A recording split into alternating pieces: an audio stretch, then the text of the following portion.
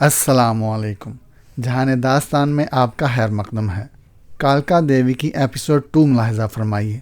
ارجن شاستری نے مسکرا کر کھڑے ہو کر عماد الدین کا استقبال کیا تھا۔ عماد الدین گہری نگاہوں سے جائزہ لیتے ہوئے اس کے نزدیک پہنچ گئے۔ آؤ بیٹھو ملا جی۔ شاستری نے عماد الدین کو ایک نئے نام سے مخاطب کیا۔ ملا جی۔ ہاں، بڑے عالم ہو گئے ہو، بہت بڑے عالم ہو گئے ہو۔ مان لیا بھائی، بچا لیا تم نے جسونت رائے کو، بڑی بات ہے، ورنہ گیا تھا وہ، بسم ہو جاتا سسرا۔ ایک مٹھ واپس کر دیا تم نے ملا جی، آگے کیا کرو گے؟ کچھ نہیں، تو اگر 1000 مٹھ بھی ادھر بھیجے گا تو میں وہ سب واپس کرتا رہوں گا۔ بڑی بات ہے، بڑی بات ہے، ارجن شاستری نے گردن ہلاتے ہوئے کہا۔ پھر بولا، مگر جسونت رائے نے تمہیں کیا دیا اس کے صلے میں؟ دعائیں، بس؟ تو اور کیا؟ تم کیا سمجھتے ہو دعاؤں سے بڑھ کر کوئی اور قیمتی شے ہو سکتی ہے؟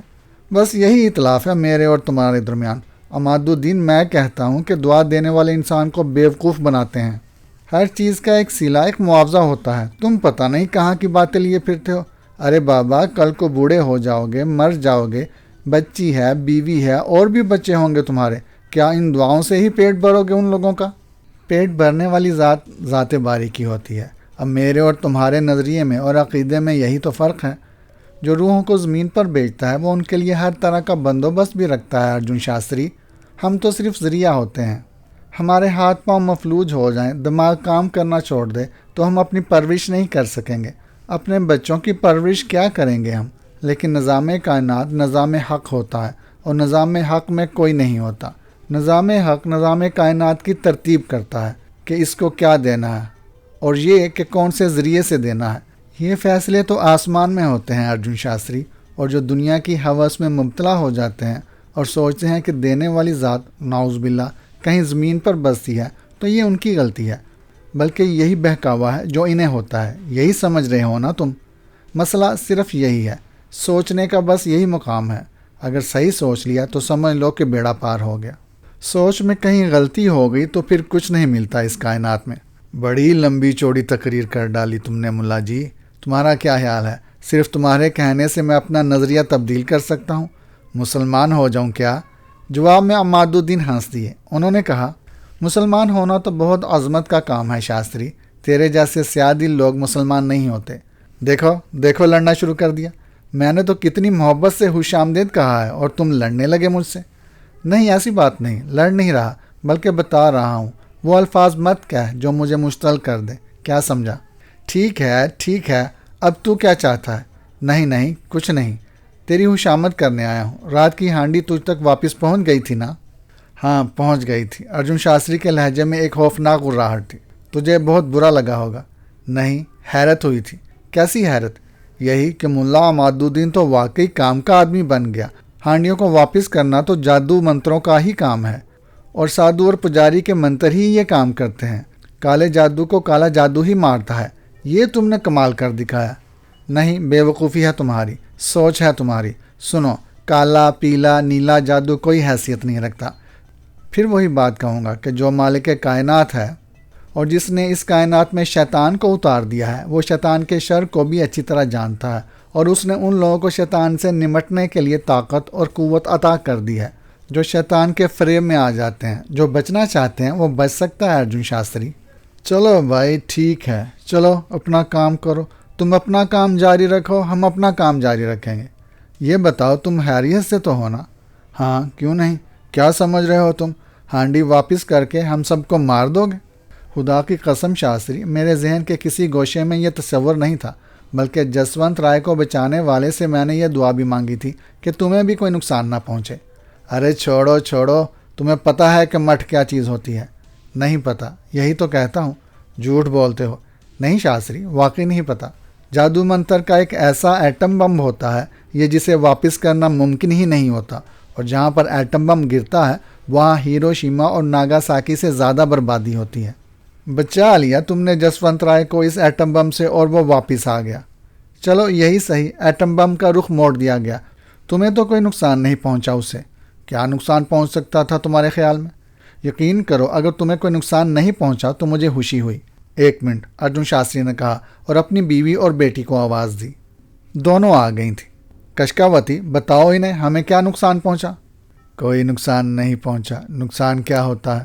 آپ ٹھیک ہیں بابی جی؟ تم ٹھیک ہو کشکا بیٹی؟ ہم دونوں ٹھیک ہیں، کشکاوتی نے جواب دیا۔ آؤ میں تمہارے سر پر ہاتھ پھیر دوں۔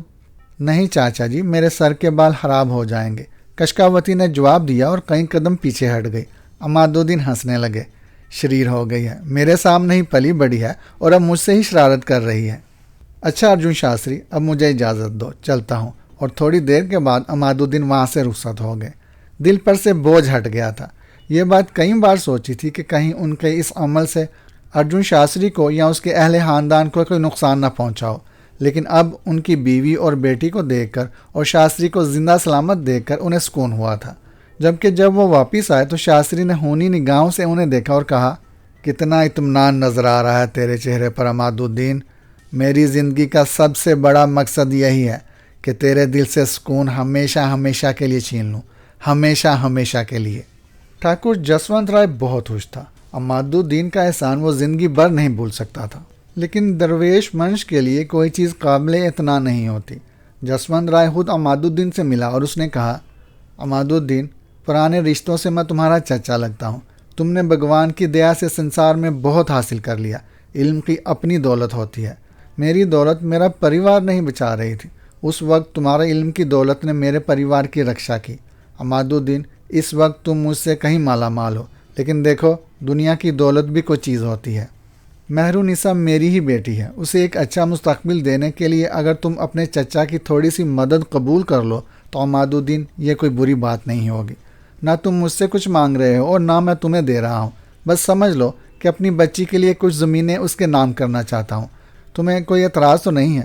جواب میں عمادالدین مسکرا دیے۔ انہوں نے کہا، چاچا جی، جب آپ نے خود ہی مجھے اپنے آپ سے دولت مند قرار دے دیا ہے تو پھر مجھے غریب کہہ کر میری بے عزتی کیوں کر رہے ہیں؟ اگر میں دولت مند ہوں تو مہرونسا ایک دولت مند شخص کی بیٹی ہے، پھر آپ ہماری مدد کیوں کرنا چاہتے ہیں؟ میری بات سمجھنے کی کوشش کرو۔ جو کچھ میں کہہ رہا ہوں پورے خلوص سے کہہ رہا ہوں۔ اس خلوص کا میں دل سے احترام کرتا ہوں، لیکن اس احترام کو احترام کی شکل میں ہی رہنے دیجیے، اس میں کوئی کھوٹ نہ پیدا کیجیے۔ آپ سے التجا کرتا ہوں میں۔ ایسا انداز اختیار کیا تھا عمادالدین نے کہ اس کے بعد جسونت رائے کے کچھ کہنے کی گنجائش نہیں رہی تھی۔ وہ خاموش ہو گئے اور وقت گزرتا رہا۔ ادھر شاستری اپنی کوششوں میں مصروف تھا۔ اتنا وقفہ دینا چاہتا تھا وہ کہ عمادالدین کے ذہن سے ہر خدشہ نکل جائے، لیکن کشکاوتی اور اپنی دھرم پتنی کے لیے جادو کے زور سے اس نے بہت تھوڑا سا وقت لیا تھا اور اس وقت سے پہلے اسے سارے کام کر لینے تھے۔ چنانچہ وہ طاق میں لگا ہوا تھا۔ آخرکار ایک دن مہرونسا اسے ایک ایسی جگہ مل گئی جہاں اس وقت عمادالدین موجود نہیں تھا۔ مہرونسا بیچاری ان تمام چیزوں سے ناواقف تھی۔ اسے نہیں معلوم تھا کہ ارجن شاستری، جسے وہ چاچا چاچا کہتی ہے، اب اس کے باپ کا حریف بن چکا ہے۔ اس نے تو یہی سنا تھا کہ ارجن شاستری عمادالدین کا بچپن کا دوست ہے۔ اس وقت وہ پچھلے کھیتوں سے سرسوں کا ساگ توڑ کر لا رہی تھی جس کے لیے اسے زلیخا نے بھیجا تھا، لیکن اس سے خوبصورت موقع ارجن شاستری کو اور نہیں مل سکتا تھا۔ وہ مہرونسا کے سامنے پہنچ گیا۔ چھی چھی چھی بیٹا، یہ تیرا کام ہے کیا؟ کیسا ہے یہ عمادالدین؟ ارے بچیوں سے اتنے سخت کام تھوڑی ہی کرائے جاتے ہیں۔ لو چاچا، سرسوں کا ساگ توڑنا اور اس کی گٹھڑی بنا کر لے آنا کیا سخت کام ہے؟ بیٹا، بیٹیوں کو تو انسان پھولوں کے بستر پر پالتا ہے۔ یہ پرایا دن ہمارے پاس کتنے دن کے لیے ہوتا ہے ہمیں کیا معلوم؟ یہ تو آپ ٹھیک کہتے ہیں چاچا جی، لیکن کشکا تجھے کتنے دن سے یاد کر رہی ہے، کبھی اس سے ملنے کو من نہیں کرتا؟ آؤں گی چاچا جی کسی وقت۔ لے، کسی وقت کی کیا بات ہے، 10 منٹ کے لیے ابھی چل۔ لا، یہ گٹھڑی مجھے دے دے۔ چاچا جی وہ، ہاں بول، کیا کہہ رہی ہے؟ میں نے گھر میں نہیں کہا ہے۔ چاچا ہوں تیرا، چاچا اور پتا میں کوئی فرق ہوتا ہے؟ ہوتا تو نہیں ہے، لیکن اماں سے۔ ارے چل پاگل کہیں گی، 10 منٹ کے لیے چل کشکا کے پاس، اسے ساتھ ہی لیتی آنا، کہہ دینا کشکا مل گئی تھی، زبردستی مجھے لے گئی، اور پھر کشکا آئے گی تو تیری اماں سے کہہ دے گی کہ وہ لے گئی تھی تجھے۔ چاچا جی مجھے جھوٹ نہیں بولنا پڑے گا، بس تھوڑی دیر کے بعد۔ سوال ہی پیدا نہیں ہوتا، کشکا تجھے بڑا یاد کر رہی ہے، آجا۔ ارجن شاستری نے معصوم سی بچی کا ہاتھ پکڑا۔ 14-15 سال کی عمر میں کیا بس موم کا ڈیر ہوتا ہے۔ چنانچہ بحالت مجبوری ارجن شاستری کے ساتھ چل پڑی۔ شاستری اسے لیے ہوئے بڑے برق رفتاری سے چھپتا چھپاتا اپنے گھر پہنچا تھا۔ آج ہی تو موقع ملا تھا اسے۔ جلدی سے مہرونسا کو اندر کے اسی بڑے کمرے میں لے گیا جو اس کے لیے سب سے بڑی جگہ تھی اور جہاں کالے علم کا کالا خزانہ جمع تھا۔ کشکا اور ارجن شاستری کی بیوی کالی دیوی کی دی ہوئی زندگی گزار رہی تھی۔ اب نہ انہیں کھانے پینے کی ضرورت تھی اور نہ زندہ رہنے کے لیے ہوا اور پانی کی، وہ تو بس ایک جادو کے زیر اثر جی رہی تھیں۔ کچھ لمحوں کے بعد ارجن شاستری انہیں بھی اندر لے آیا اور پھر اس نے مہرونسا سے کہا، عماد الدین کی بیٹی، بڑی بری بات کی ہے عماد الدین نے ہمارے ساتھ۔ یہ کشکا ہے اور یہ میری دھرم پتنی، جو تجھے جیتی جاگتی نظر آ رہی ہیں، لیکن یہ جیتی نہیں ہے۔ کیا؟ مہرونسا حیرت سے بولی۔ ہاں، یہ بات تم نہیں جانتی ہوگی سپتری، لیکن میں تجھے بتاؤں یہ جیتی نہیں ہے۔ تو پھر؟ مار دیا ہے تیرے پتا نے اس کو، میری بچی کو مار دیا اور میری دھرم پتنی کو بھی مار دیا ہے۔ مگر چاچا جی یہ تو… ہاں، مگر جو کچھ ہے تیرے علم میں بہت جلد آ جائے گا۔ یہاں لیٹ جا۔ مگر کیوں؟ لیٹ جا۔ ارجن شاستری کا لہجہ بدل گیا۔ چاچا جی مجھے دیر ہو رہی ہے۔ ہاں تجھے دیر ہو رہی ہے، مجھے بھی دیر ہو رہی ہے، جلدی کر، بہت تھوڑا وقت رہ گیا ہے، جلدی کر۔ مگر چاچی جی میں کشکا… چاچی جی یہ… چاچا جی کیا کہہ رہے ہیں؟ مہرونسا نے سامنے کھڑی ہوئی کشکا اور ارجن شاستری کی بیوی سے فریاد کی، لیکن ارجن شاستری مہرونسا کے پاس پہنچ گیا۔ اس نے مہرونسا کے لمبے اور خوبصورت بال پکڑے اور اسے زمین پر لٹا دیا۔ خاموشی سے یہاں لیٹی رہ ورنہ… ارجن شاستری نے ایک لمبا چاقو نکال کر ہاتھ میں لے لیا۔ پھر اس نے کشکا سے کہا، تو بھی یہاں لیٹ جا، ابھی تیرا سمے باقی ہے، کچھ دن بچے ہوئے ہیں تیرے جیون کے میری بیٹی، میں تجھے جیون نہیں دے سکا، ماری گئی تو میری وجہ سے، پر کیا کروں، مجبوری تھی۔ اب میرے من میں بدلے کی جو آگ لگی ہوئی ہے وہ اسی طرح سرد ہو سکتی ہے کہ مہرونسا تیرے شریر میں رہے۔ میں تجھے تو جیتا نہیں رکھ سکا میری بچی، مگر تیرے شریر کو زندہ رکھوں گا۔ جا، بھگوان تیری رکشا کرے۔ اور اس کے بعد اس نے اپنا عمل شروع کر دیا۔ یہ ایک عجیب عمل تھا۔ مہرونسا کی آنکھیں بند ہوتی جا رہی تھیں اور وہ ارجن شاستری کی آنکھوں سے نکلتے ہوئے شعلوں کو دیکھ رہی تھی، جو اس کے پورے وجود کو اپنی لپیٹ میں لے رہے تھے۔ اس کے بدن میں جلن ہونے لگی تھی۔ یہ جلن بڑھتی گئی اور بڑھتی گئی، بڑھتی گئی۔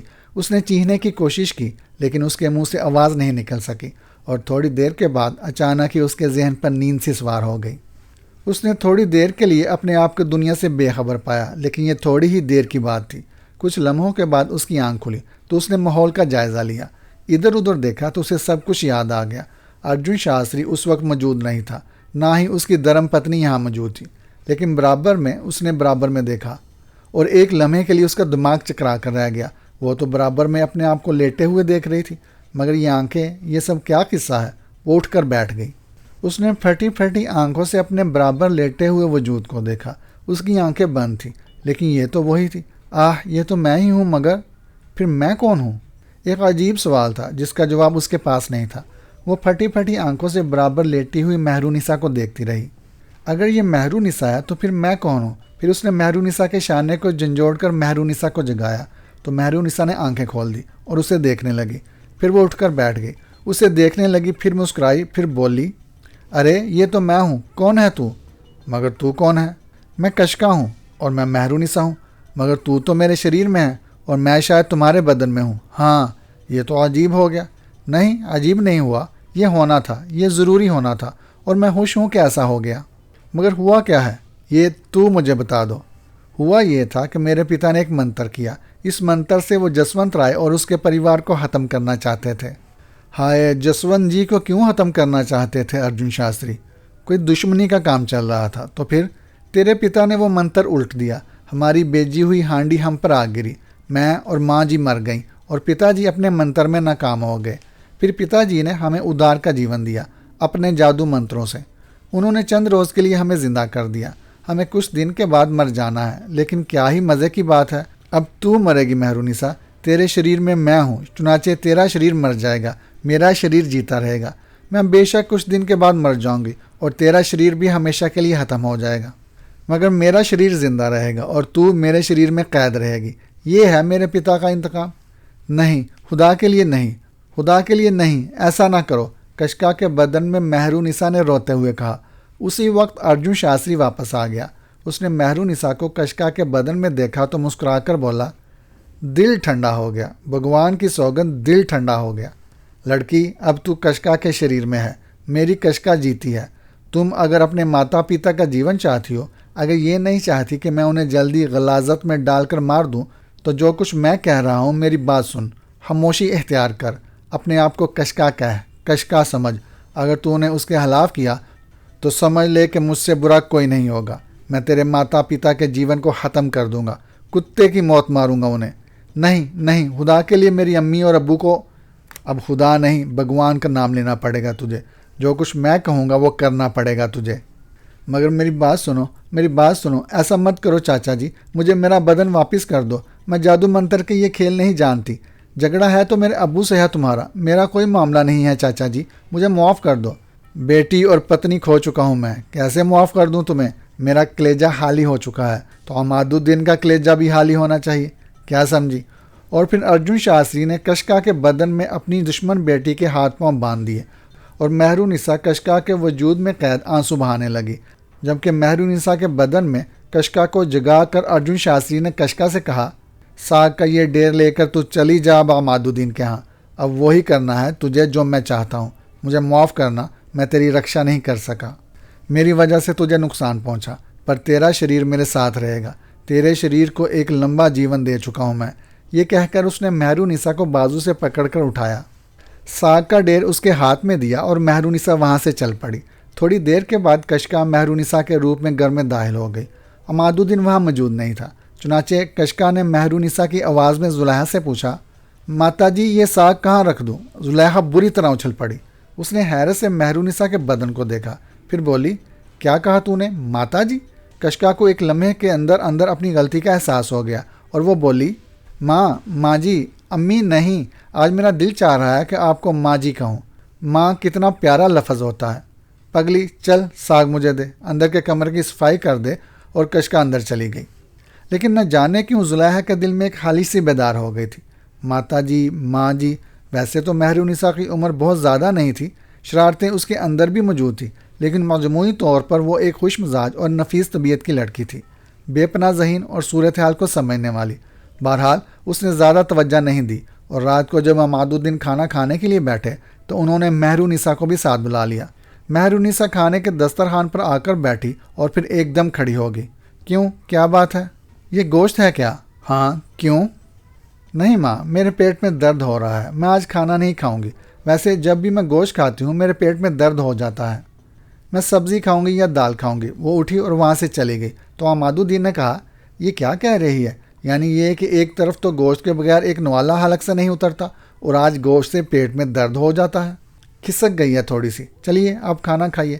دوسری صبح کچھ اور نئی باتیں ہوئیں، اور کئی بار مہرونسا نے اجنبی الفاظ بولے، زمین کو دھرتی، آسمان کو آکاش، پاک کو پوتر۔ اس بات پر عماد الدین بھی چونکے تھے، اور ان کے ذہن میں ایک عجیب سی کیفیت بیدار ہو گئی تھی، لیکن تصور بھی نہیں کر سکتے تھے کہ کیا قصہ ہے۔ بہرحال یہ سارا مسئلہ چلتا رہا۔ کئی بار عماد الدین اور زلیخا نے مہرونسا کی سرزنش بھی کی اور کہا کہ تو کیا فضول حرکتیں کرتی رہتی ہے، لیکن مہرونسا ہنس کر خاموش ہو جاتی تھی۔ عماد الدین نے ایک دن بیوی سے کہا، کچھ محسوس کر رہی ہو تم؟ کیا؟ یہ اچانک مہرونسا کو کیا ہو گیا ہے؟ تم نے اس کی زبان سنی ہے؟ مجھے حیرت ہوتی ہے۔ کیا حیرت ہوتی ہے؟ عجیب باتیں کرتی ہے وہ، مگر کیوں؟ پتہ نہیں۔ دونوں میاں بیوی اس موضوع پر باتیں کرتے رہے۔ پھر اس رات کوئی 4 بجے کا وقت ہوگا۔ عماد الدین صاحب نوجوان بیٹی کے کمرے میں کبھی نہیں جاتے تھے۔ دن کی روشنی میں بات اگر ہوتی تو وہ بھی اجازت لینے کے بعد، لیکن اس وقت وہ تہجد کے لیے اٹھے تھے، اور انہوں نے مہرونسا کے کمرے میں روشنی جلتی ہوئی دیکھی تھی تو چونک پڑے تھے، کہیں مہرونسا کو کوئی تکلیف نہ ہو، ماں باپ کی نیند حرام ہونے کے خوف سے وہ انہیں بتا نہ رہی ہو۔ دیکھوں تو صحیح۔ آہستہ قدموں سے آگے بڑھے اور آخرکار مہرونسا کے دروازے پر جا پہنچے۔ پھر انہوں نے دروازے سے جھانک کر اندر دیکھا، اور جو کچھ دیکھا اسے دیکھ کر ان کے ہوش و حواس رخصت ہو گئے۔ اندر روشنی میں مہرونسا پالتی مارے بیٹھی ہوئی تھی، اس کی آنکھیں بند تھیں اور دونوں ہاتھ سینے پر جڑے ہوئے تھے، لیکن اس کے سامنے جو چیز رکھی ہوئی تھی اس نے عماد الدین کے تن بدن کو لرزا دیا۔ یہ کالی دیوی کا مجسمہ تھا جسے اس نے ایک بلند جگہ رکھا ہوا تھا۔ اس کے قدموں میں 3 چراغ روشن تھے، اور مہرونسا کی آواز آہستہ آہستہ ابھر رہی تھی، اے کالی ماتا، اے کلکتے والی، میرا کام کر دے، میرا جیون ختم ہو چکا ہے، میں جینا چاہتی ہوں، میرا جیون امر کر دے، چاہے میں اسی شریر میں کیوں نہ رہوں، میرا جیون امر کر دے کالی ماتا، میرا جیون امر کر دے۔ پھر وہ نہ جانے کون کون سے اشلوک پڑھنے لگے۔ عماد الدین شدت حیرت سے گم تھے، لیکن ان پر عجیب و غریب انکشاف ہو رہے تھے۔ وہ پاگلوں کی طرح بیٹی کو دیکھ رہے تھے جو مسلسل وہی الفاظ دہرائے جا رہی تھی۔ عماد الدین سمجھنے کی کوشش کر رہے تھے اور بہت ہی دل برداشتہ تھے۔ بڑی پریشانی کے عالم میں تھے اور ان کی سمجھ میں نہیں آ رہا تھا کہ کیا کریں۔ وہ سوچتے رہے، پھر جلدی سے وہاں سے ہٹ آئے۔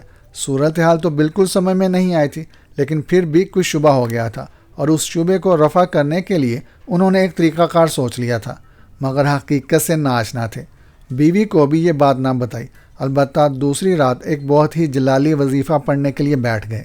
یہ وظیفہ ساری رات کا ہوتا تھا اور سورج نکلنے سے پہلے اس کا رد عمل ظاہر ہو جاتا تھا۔ پورا دن جس وحشت کے عالم میں گزرا تھا اسے عماد الدین صاحب ہی جانتے تھے۔ نہ جانے کیا کیا وسوسے، کیا کیا خیالات ان کے دل میں آتے رہے تھے، لیکن ابھی جب تک صورتحال کی وضاحت نہ ہو جائے کسی پر شک کرنا یا کسی کو مورد الزام دینا ان کے لیے ممکن نہیں تھا۔ چنانچہ خاموشی سے انتظار کرتے رہے اور یوں خاصا وقت گزر گیا۔ بہت زیادہ وقت گزرنے کے بعد انہوں نے اپنے وظیفے کو ختم کیا اور اس کے بعد مراقبے میں بیٹھ گئے۔ سورج کی پہلی کرن کے ساتھ ان پر حقیقتوں کا انکشاف ہونے والا تھا۔ آنکھیں بند تھیں، کان کسی آواز کو سننے کے منتظر تھے۔ پھر ایک آواز ان کے کانوں میں ابھری، عماد الدین، بہت بڑا عمل ہو چکا ہے۔ شیطان کے چیلے ارجن شاستری نے مہر النساء کا جسم حاصل کر کے اس کی روح نکال لی ہے اور مہر النساء کے اصل وجود کو کشکا کے وجود میں تبدیل کر دیا ہے، کیونکہ اس دن جو ہانڈی تم نے واپس کی تھی اس نے ارجن شاستری کی بیٹی اور بیوی کو ہلاک کر دیا تھا۔ ارجن نے 27 دن کی مہلت مانگ لی تھی اور اب 27 دن پورے ہونے میں کچھ دن باقی ہیں۔ تمہاری بیٹی کو وہ ورگلا کر لے گیا تھا اور اس کا وجود اپنی بیٹی کشکا کو دے دیا ہے اس نے۔ جو لڑکی تمہاری بیٹی مہر النساء کے وجود میں ہے وہ کشکا ہے۔ 27 دن کے بعد وہ مر جائے گی اور تمہاری بیٹی کا بدن مر جائے گا، جبکہ مہر النساء کشکا کے بدن میں زندہ رہے گی۔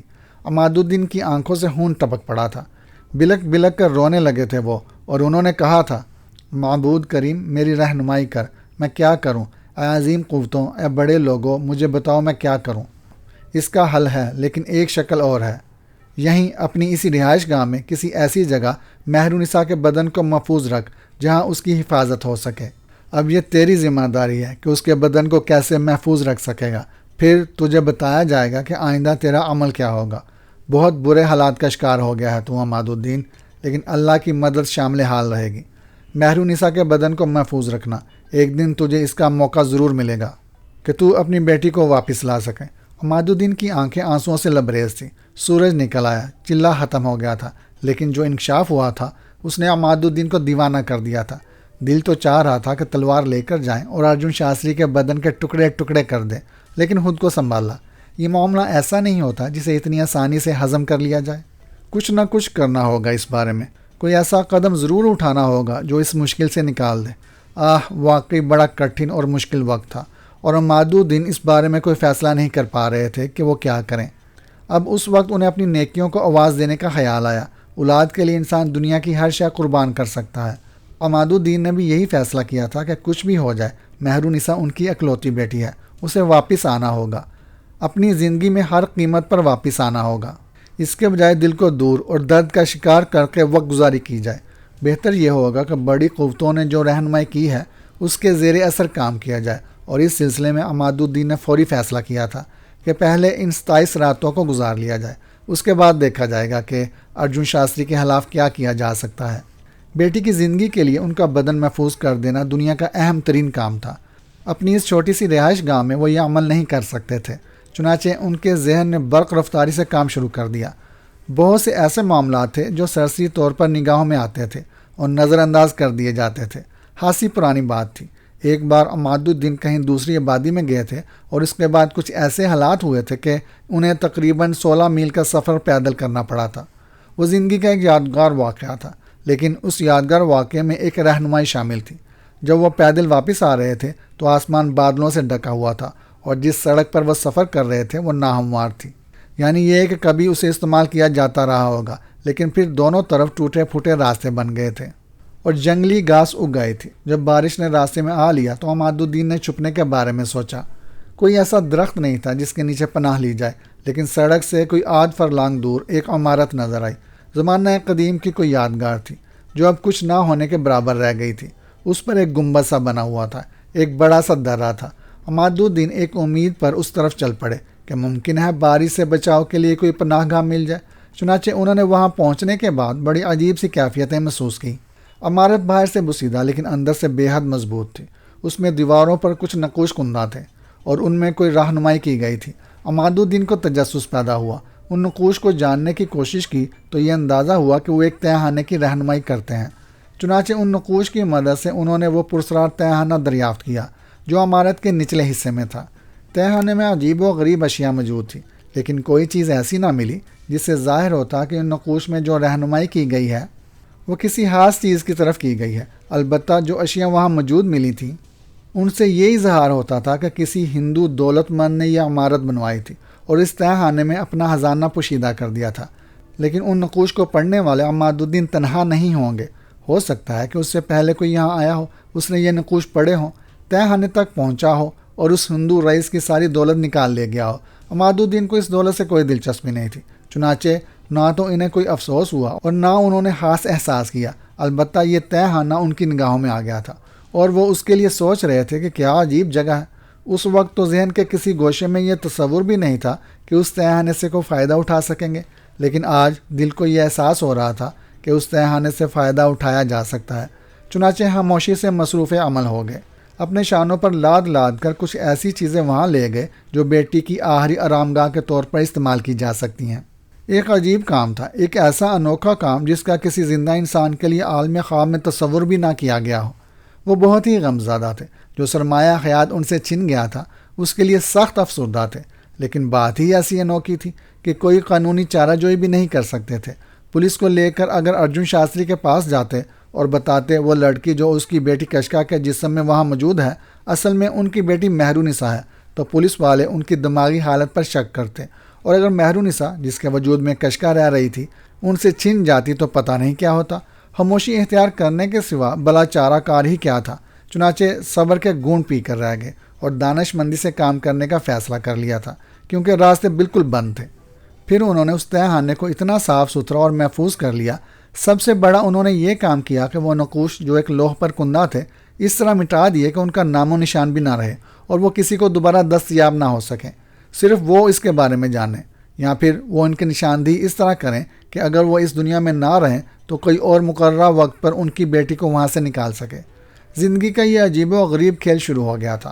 عماد الدین کبھی کبھی انتہائی افسردگی کے عالم میں سوچتے تھے کہ اس کھیل کے لیے انہی کا انتخاب کیوں کیا گیا، کیا ہی تکلیف دہ ان کی کیفیت تھی۔ کوئی سمجھے یا نہ سمجھے، بات کچھ ایسی ہی تھی۔ عماد الدین انتہائی صبر آزما لمحات سے گزر رہے تھے۔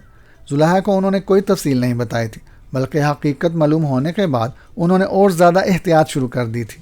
زلیخا کو کئی بار مہرونسا پر شک ہوا تھا اور اس نے اس کا اظہار عماد الدین سے کیا تھا، تو عماد الدین نے مسکراتے ہوئے کہا، زلیخا، مجھے تو یوں لگتا ہے جیسے اس عمر میں تمہارے اندر کچھ وہم پل رہے ہوں۔ میں تو یہ سمجھتا ہوں کہ جو کچھ تم کہہ رہی ہو وہ ایک احمقانہ بات ہے، سمجھ میں نہ آنے والی۔ نہیں، ایسی کوئی بات نہیں ہے، بس مجھے یوں لگتا ہے۔ پہلے مجھے بھی لگا تھا، بلکہ سچی بات یہ ہے کہ جب تم نے نشاندہی کی تھی تو میں نے اس بارے میں سوچا تھا، لیکن اب ایسا نہیں لگتا، یہ صرف تمہاری غلط فہمی ہے۔ یہ بات ہے تو آپ زیادہ بہتر سمجھتے ہیں۔ ویسے زلیخا، میں ایک اور اہم بات سوچ رہا ہوں۔ کیا؟ یہاں سے بہت فاصلے پر، کافی فاصلے پر ایک چھوٹی سی آبادی ہے، غیر معروف اور دنیا کی نگاہوں سے چھپی ہوئی، لیکن وہاں ایک ایسے بزرگ کا بسیرا ہے جو علم و عمل میں یکتا ہے۔ اگر میں مہرونسا کو ان کے پاس بھیج دوں تو کیسا رہے گا؟ بھیج دوں سے کیا مراد؟ ہم وہاں نہیں چلیں گے؟ ارے پاگل، ہم وہاں چل کر کیا کریں گے؟ وہ تو بس تم یوں سمجھ لو کہ مہرونسا وہاں حصول علم کے لیے رہے گی۔ دیکھیے، اگر میں ایک بات کہوں تو آپ برا نہ مانیے۔ نہیں، تمہاری کسی بات کا برا ماننا ہے میں نے؟ یہ کچھ عجیب سی بات نہیں ہوگی کہ علم کے حصول کے لیے تو بیٹے جایا کرتے ہیں، بیٹیوں کو کسی ایسی جگہ بھیجنا کیا معنی رکھتا ہے؟ نہیں زلیخا، میں نے جس انداز میں زندگی گزاری ہے تمہیں اس کا علم ہے۔ اگر میں اس انداز میں زندگی گزارنے کو بہتر سمجھتا ہوں تو میری اکلوتی بچی اگر یہی زندگی اپنا لے تو کیا حرج ہے؟ دیکھیے، میں کسی بات میں مداخلت نہیں کر رہی، لیکن ہماری اکلوتی بچی ہے، وہ بھی ہم سے دور ہو جائے گی تو ہمارے زندہ رہنے کے کیا سامان ہوں گے؟ خدا کی ذات پر بھروسہ کرو زلیخا، ایسا ہی ہوتا ہے۔ بیٹیاں ماں باپ کے ساتھ سدا کہاں رہتی ہیں؟ انہیں تو بہرحال دوسروں کے گھر جانا ہی ہوتا ہے۔ خیر، آپ کا راستہ میں کبھی نہیں روکوں گی۔ بچی کے اعلیٰ مستقبل کے لیے اگر آپ کے ذہن میں ایک اعلیٰ تصور ہے تو آپ زیادہ مناسب سمجھتے ہیں۔ دیکھو، ایک کام کرنا ہے۔ ویسے تم نے ہر بات ہمیشہ میری مانی ہے، میں نے تمہیں ہمیشہ اپنا رازدار بنائے رکھا ہے۔ کچھ باتیں بے شک ایسی ہوتی ہیں جن میں انسان مجبور ہو جاتا ہے، لیکن میں نے ایسی باتیں بھی تمہیں بتا دی ہیں جو میں کہہ رہا ہوں اس کی پابندی کرنا تمہاری ضرورت ہے۔ میرا مطلب ہے کہ میں تمہیں شوہر کی حیثیت سے یہ حکم دے رہا ہوں کہ اب جو میں کہہ رہا ہوں اس میں کوئی اختلاف نہ ہو۔ نہیں ہوگا، آپ مطمئن رہیں۔ تو پھر سنو، مہرونسا کو ہمارے اس منصوبے کی ذرا برابر بھی جھلک نہ ملنے پائے، اس کے فرشتوں کو بھی علم نہ ہونے پائے کہ ہم اس کے لیے دل میں کیا کیا خیال رکھتے ہیں، تو پھر کیسے جائے گی وہ؟ میں اسے اپنے ساتھ لے جاؤں گا، جہاں لے جانا چاہتا ہوں وہاں لے جا کر اس کا تعارف اس بزرگ سے کرواؤں گا۔ یہ ان کی کرامت ہے کہ ہر جانے والے کا دل ان کے ساتھ لگ جاتا ہے۔ مہرونسا ہم سے یہ سوال بھی نہیں کرے گی کہ ہم اسے وہاں کیوں لائے ہیں، کیا سمجھی؟ زلیخا کی آنکھوں میں آنسو آ گئے تھے۔ اس نے کہا، بیٹی کے اچھے مستقبل کے لیے میں دل پر پتھر رکھ لوں گی۔ آپ اطمینان رکھیں، آپ نے جو حکم دیا ہے سب کچھ اس کے مطابق ہوگا۔ لیکن تنہائی میں عمادالدین زار و قطار روئے تھے، ساری رات عبادت کرتے ہوئے گزار دی تھی اور کہا تھا، تو جانتا ہے باری تعالیٰ، میں نے زندگی میں ہمیشہ جھوٹ سے گریز کیا ہے، لیکن یہ جھوٹ نہیں مجبوری تھی، یہ جھوٹ میرے لیے ایک غم ہے، لیکن میں اس مجبوری کو ٹال نہیں سکتا۔ میرے معبود مجھے معاف کر دینا۔ بہرحال اس دوران ارجن شاستری سے ملاقات کر کے عمادالدین اسے ہوشیار نہیں کرنا چاہتا تھا۔ ارجن شاستری اپنا کھیل کھیل چکا تھا اور بدنصیب عمادالدین اپنا فرض نبھا رہے تھے۔ جانتے تھے کہ بیٹی ایک عجیب و غریب مشکل کا شکار ہو گئی ہے۔ زلیخا نے کہا تھا کہ بیٹی کے اچھے مستقبل کے لیے وہ صبر کا پتھر اپنے سینے پر رکھنے کو تیار ہے۔ واقعی مہرونسا کا اچھا مستقبل تلاش کرنے کے لیے ہی تو یہ ساری کارروائی کی جا رہی تھی۔ مہرونسا کشکا کے بدن میں تھی اور کشکا مہرونسا کے بدن میں، لیکن بیٹیاں سب کی ایک جیسی ہوتی ہیں۔ جو ہوا تھا اس کا عمادالدین کو افسوس تھا، لیکن جو ہو رہا تھا وہ ناقابل برداشت مجبوری تھی، بالکل مجبوری۔ کیا کیا جا سکتا تھا؟ ارجن اپنی تمام تر شیطانی قوتوں کے ساتھ عمادالدین کا مقابلہ کرنے کے لیے تیار تھا۔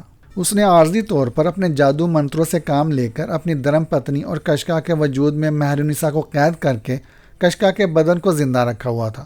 وہ مسلسل انہی کوششوں میں مصروف تھا۔ کشکا مہرونسا کے بدن میں عمادالدین کے گھر میں تھی اور جادو منتروں سے کام لے کر دن رات ارجن شاستری اس چکر میں لگا ہوا تھا کہ کوئی خاص طریقہ کار اختیار کیا جائے۔ اس کے قبضے میں گندے بیر تھے اور وہ ان بیروں سے مسلسل معلومات حاصل کر رہا تھا۔ اس وقت بھی وہ اپنی جادو نگری میں بیٹھا ہوا بیروں کی مدد سے اپنا کام کر رہا تھا۔ بد صورت، بدنما اور انتہائی بھیانک شکلوں کے مالک جادو کے پتلے اس کے ارد گرد جمع تھے اور وہ ایک ایک سے سوال کر رہا تھا۔ اس نے اپنے سامنے موجود بیر سے کہا، اکالو، یہ بتاؤ عمادالدین کیا کر رہا ہے؟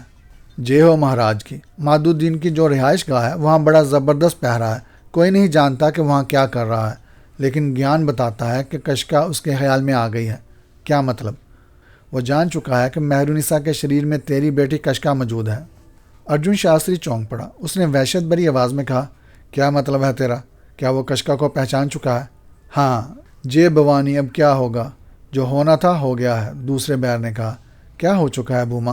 ارجن شاستری نے اپنے دوسرے بیر سے پوچھا۔ یہ تو نہیں معلوم کہ کیا ہو چکا ہے، لیکن کشکا پکڑی گئی ہے۔ تو کیا عمادالدین نے اپنی بیٹی مہرونسا کے شریر کو ختم کر دیا؟ نہیں، تو پھر کیا کیا ہے اس نے؟ میں نے کہا نا جی کہ ہمیں نہیں معلوم ہو سکتا، کیونکہ وہاں اس بڑے نام کے پہرے ہیں جن سے ہم نہیں گزر سکتے۔ کوئی ترکیب بتاؤ کہ سارے کام ہو سکیں۔ ترکیب ہے، تیسرے بیر نے کہا، اور ارجن شاستری کا سر اس کی جانب گھوم گیا۔ کیا ترکیب ہے؟ بولتے کیوں نہیں؟ سنو، کشکا مہرونسا کے شریر میں ہے۔ تم نے کالی ماتا سے ان دونوں کا جیون ادار مانگا ہے، یہ ادار کا جیون تمہیں مل گیا ہے۔ اب نہ تو کشکا کو کوئی خطرہ ہے اور نہ مہرونسا کو۔ وہ کیسے؟ اس لیے کہ ان کے شریر بدل گئے ہیں۔ جب تک دونوں اپنے شریر میں نہیں آ جاتی، دونوں کے جیون کو کوئی خطرہ نہیں ہے۔ تیرا مطلب ہے کہ کشکا بھی جیتی رہے گی؟ ہاں، اور مہرونسا کو تو تم نے کشکا کے شریر میں رکھ لیا ہے۔ آتما مہرونسا کی ہے، شریر کشکا کا ہے۔